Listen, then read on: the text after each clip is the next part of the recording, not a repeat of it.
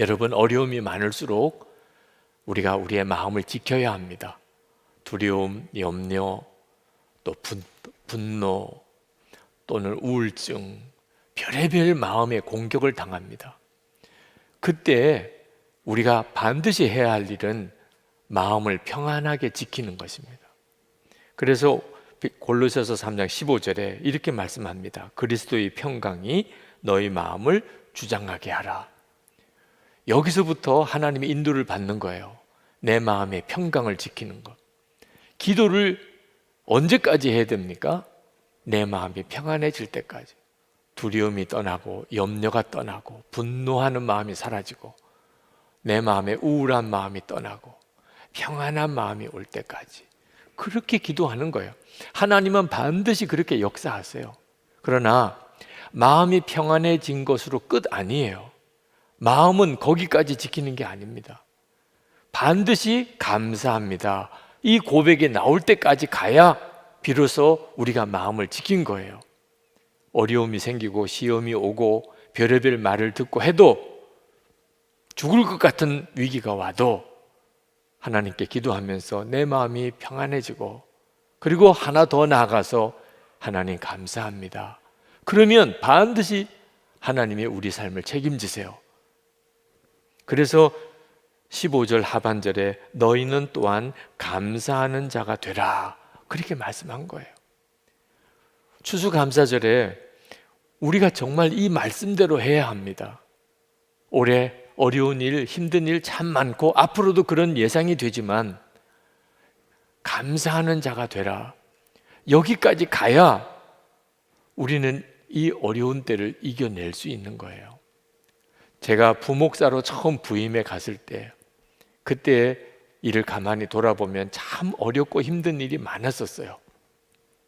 그런데도 그렇게 감사하고 기쁘게 일했어요. 제가 왜 그렇게 감사하고 기뻤나?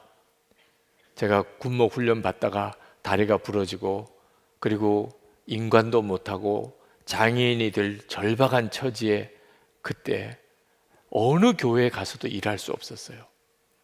3개월 동안 하나님 앞에 오직 하나님만 바라보면서 기도만 하면서 하나님, 제가 진짜 하나님이 부른 종이라면 내가 가서 일할 교회가 있게 해달라고.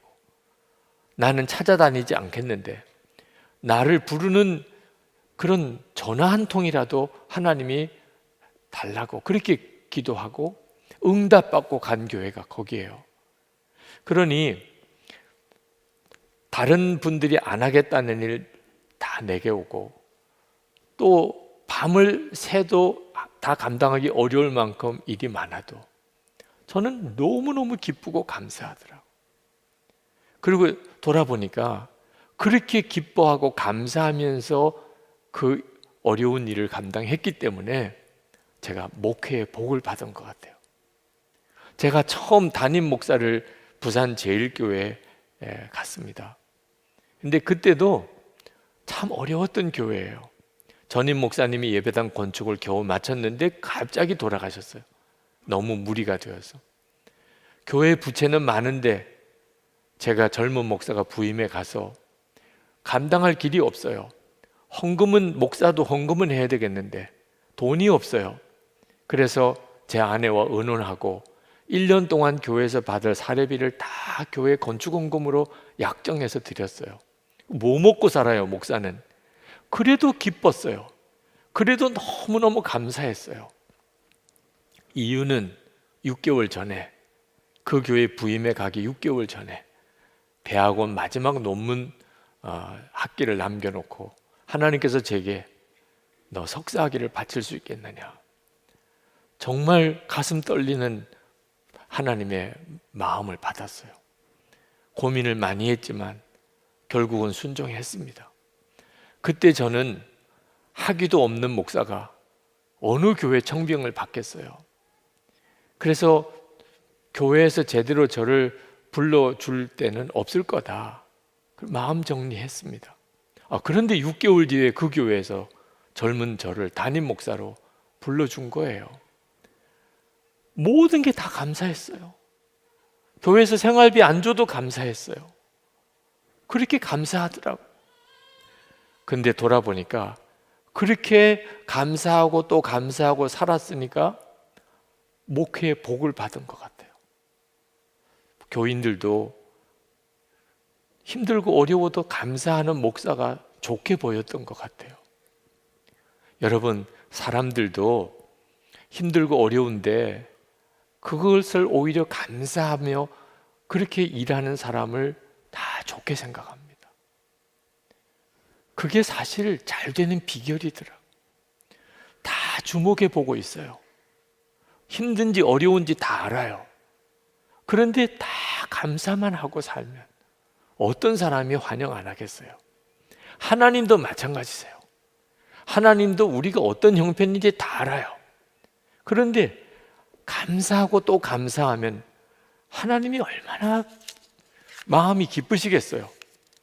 복은 그렇게 받는 거예요. 여러분, 감사하면 하나님께서 그를 더 놀라우게 복을 주세요. 그래서 우리에게 올해도 감사주의를 지키라고 하는 거예요. 우리에게 복이 필요하니까.